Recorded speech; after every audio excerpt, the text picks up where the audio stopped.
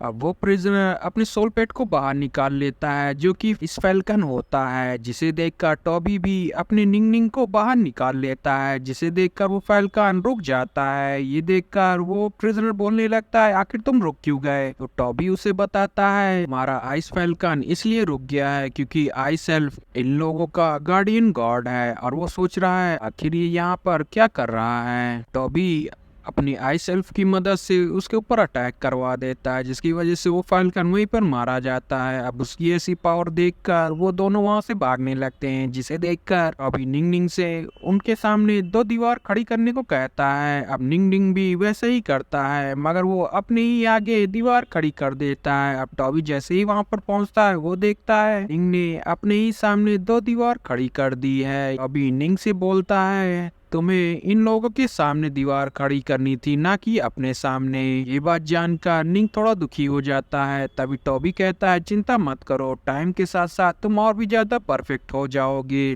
Toby की नजर उन लोगों के द्वारा गिराए गए मैप पर पड़ती है। अब वो उस मैप को उठाता है जहाँ पर सारे ही 3000 प्रिजनर की नाम लिखे होते हैं और जो जो मारा जाता है उनकी स्पिरिचुअल लाइट खत्म हो जाती है। देखकर टॉबी कहने लगता है, इस लेटर आइलैंड से कोई भी नहीं बच पाएगा। निंग मैप के पीछे कोई चीज का इशारा करता है, जिसे देखने के लिए टॉबी अपने मैप को पलटता है, जहाँ पर उसे एक टुकड़ा मिलता है। इसमें डेविल आइलैंड का कोई जगह का नाम मेंशन होता है। अब टॉबी केव से बाहर आ जाता है, जहां वो देखता है कवीडल अभी भी कुकून फॉर्म में ही है। टॉबी निंग से बोलता है, हमें ज्यादा केयरफुल रहना होगा। अब वो वहां से चला जाता है। अब सीन शिफ्ट होता है और हमें उसी प्रिजनर को दिखाया जाता है जो काओयी के सोल पेट से बचकर भाग रहा होता है। तभी उसका सोल पेट उसे मार देता है। काओयी भी वहां पर आ जाता है और उस बंदे की बॉडी को चेक करता है, जहां उसे केवल 3 ही सोल कोर मिलते हैं, जिसे वो अपने बीस्ट को दे देता है और कहता है, इसने तो मुझे पूरा दिन भगाया, तुम्हें मुझे इसके पास से केवल 3 ही सोल क्रिस्टल मिले हैं। अभी वहाँ पर 5 प्रिजनर और आने लगते हैं, जिनका पीछा अनक्लान का लिंक कर रहा होता है और वो अपने बीस्ट से उन सबको मरवा देता है। अब ये देखकर काओयी सोचने लगता है, आखिर ये यहाँ पर क्या कर रहा है। अब यांग का सोल पेट काओयी के ऊपर रोअर करने लगता है।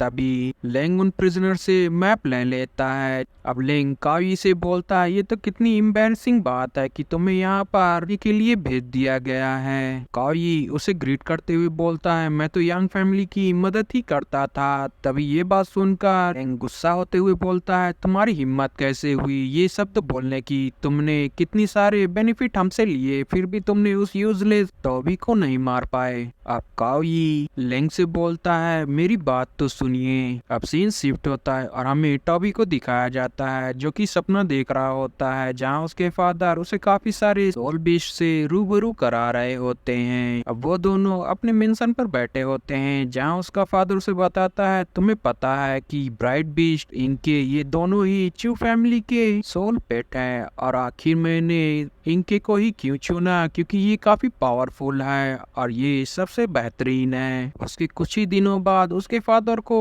क्लैन से बाहर जाना पड़ता है, क्योंकि काफी सारे लोग उसके क्लैन पर अटैक कर रहे होते हैं। अब वो बोलता है, मैं तुम्हारे बर्थडे तक आ जाऊंगा। टॉबी की आंख खुल जाती है, जिसकी वजह से मोय भी उड़ जाता है। अब वो बोलने लगता है, मैंने बस एक सपना देखा था, फैमिली का है, जरूर यहाँ पर यांग फैमिली के मेंबर हैं। अब वो बंदा यांग फैमिली के मेंबर से माफी मांगने लगता है और कहने लगता है, मैंने सोचा कि तुम एक प्रिजनर हो, मगर मुझे माफ कर दीजिए, मैं आइंदा से कोई और भी बंदा है। अब उस बंदे को ढूंढने के लिए इधर उधर देखने लगता है। तभी टॉबी मॉय को नीचे उतार देता है। मॉय जल्दी से ही बीस्ट के ऊपर स्लैश अटैक करता है, जिसे देखकर ब्लड बेस्ट भी उसके ऊपर स्लैश अटैक करता है। इसकी वजह से मॉय का स्लैश अटैक खत्म हो जाता है। ब्लड बीस्ट का स्लैश अटैक उसके पास लगने ही वाला होता है कि तभी मॉय हट जाता है। ब्लड बीस्ट का अटैक वेस्ट हो जाता है। अब वहाँ पर टॉबी उतर आता है, जिसे देखकर गाइस चैनल को लाइक शेयर सब्सक्राइब जरूर करिएगा और इसे ज्यादा से ज्यादा शेयर करिएगा। इसका अगला पार्ट में जल्दी ही अपलोड कर दूंगा। Thanks for watching guys.